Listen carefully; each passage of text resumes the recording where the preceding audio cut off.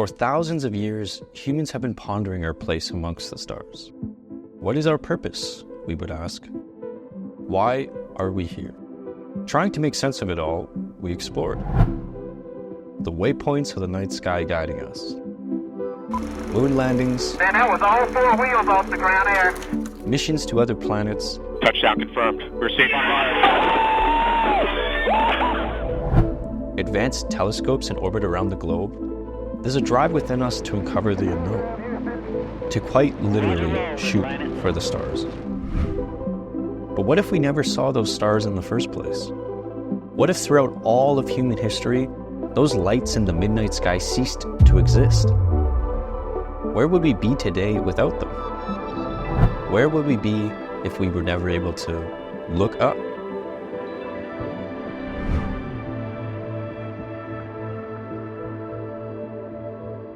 So, being a photographer for 15 years, I'm quite familiar with light pollution at this point. I know that when I set up my camera here and try to take photos of the night sky in this suburban neighborhood, the photos probably aren't going to turn out very well. As a kid, I was always looking up at the night sky. I mean, I have so many fond memories of just taking all the blankets from inside and dragging them out onto the trampoline and sleeping under the stars. Growing up in a rural village in Canada, light pollution really wasn't a thing. As long as it was decent weather outside, you could always look up and see the stars, but that's not the case for a lot of people.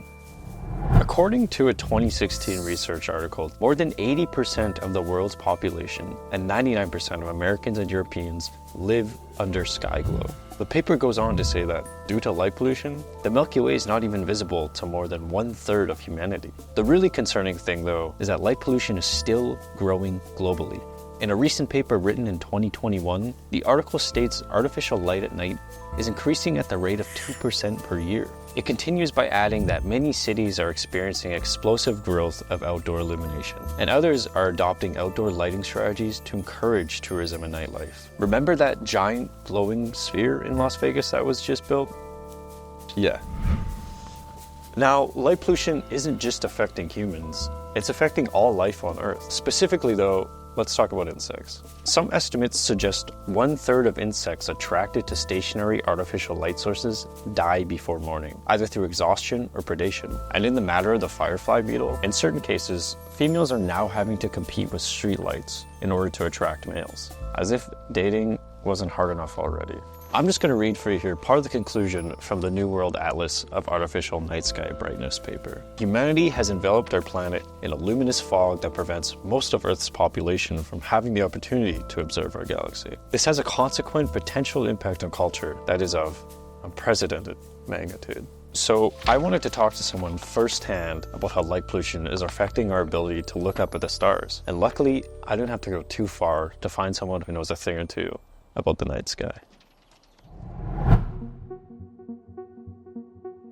So my name is Alex Hill. I'm an astronomer here at the University of British Columbia Okanagan campus, and I spend a lot of time at the Dominion Radio Astrophysical Observatory, which is Canada's national radio astronomy observatory. So as a graduate student, I was working on optical telescopes. So the telescope that I was mostly using was originally on Kitt Peak in Arizona, and then we actually moved it while I was there to the southern hemisphere to Chiricahua Inter-American Observatory in the Andes Mountains in Chile. Both those sites are, they're mountaintop sites, pretty well removed from civilization, but there's a glow in the case of Kitt Peak from the cities of Tucson and Phoenix. But just that low-level light really affects us. We in Canada are joining the International Square Kilometre Array organization, which is an organization that is working to build the next generation radio telescope. It's an absolutely enormous project that involves more than 10 countries spread around the world, and we very carefully chose sites out in remote parts of southern Africa and an extremely remote part of Western Australia to build this, because it's far from any human-generated radio signals. But there's nowhere anymore that's protected, because we have these satellites that are passing by overhead, and they reflect radio signals, they reflect light from the sun, and so they're a real problem for us, both in the radio and in visible light, because we can no longer get away from light. We no longer get a night sky, really. How important do you think it is that the average person can look up into the night sky? I mean, it's just awe-inspiring. The sky is this amazing resource that has been the source of stories throughout human history, everywhere humans have lived. It's a real part of the fabric of who we are. I mean, it's, It's incredibly useful scientifically for trying to understand the universe we live in, trying to understand where we come from. So there are all sorts of things that we can do to preserve the legacy of skies while also living our lives in a modern society. So imagine if this was a part of all of human history. Imagine if there was always this ever-present globe blocking out the stars throughout hundreds of generations. What would be different today, and how would our perspective of our place in the universe have changed? There's something astronauts tend to experience the first time they go to space and see the Earth. It's an overwhelming sense of gratitude for the planet that we live on, and there's actually a term for it. It's called the overview effect. Floating above Earth, there's no borders, and astronauts can see firsthand just how fragile our planet really is. It's a life-changing perspective shift. I was able to chat with the man who actually coined the term 37 years ago and discuss the impacts that light pollution can have on our identity as a society.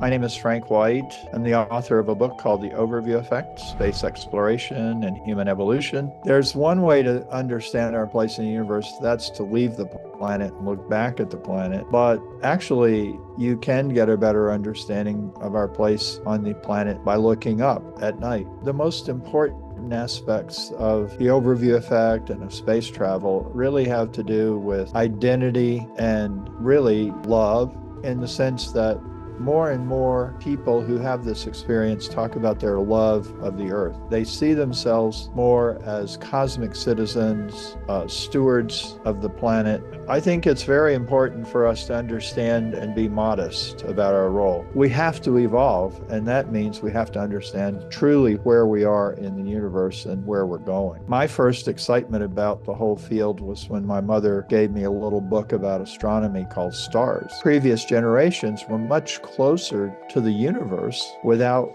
the light pollution that we have. I was so impressed with the universe, the Milky Way, and everything I was seeing. I know one time I ran inside to my parents and I said, I don't need a TV. I don't need to go to the movies. I don't need any of that. I've got the sky.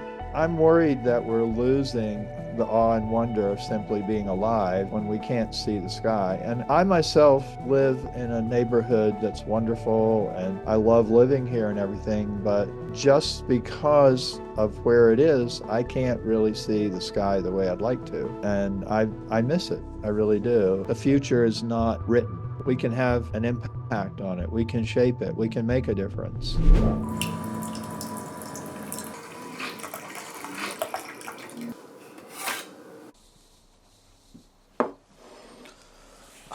Now, there's many other side effects light pollution has on all of us, but instead I want to focus on what both Alex and Frank touched on. We have the power to create meaningful change. We can all do our small part in combating light pollution just by shutting off the lights when we're done with them. Governments have implemented dark sky preserves where light pollution is minimal, and you can go and learn about the moon, the stars, and the galaxy. And there are cities making an effort to reduce their energy usage. People are starting to realize the diverse effects we're having on our planet. I think it's also worth mentioning that today is quite literally the 2024 total solar eclipse. I won't get to see the full effects here on the West Coast, but there's millions of people in North America today who are going to be looking up at our own star and taking in the magnitude of an event like this. So, the next time you're out of the city, if you can, maybe take a second to look up at the night sky above you. I'll leave you with the wise words of late astronomer Carl Sagan.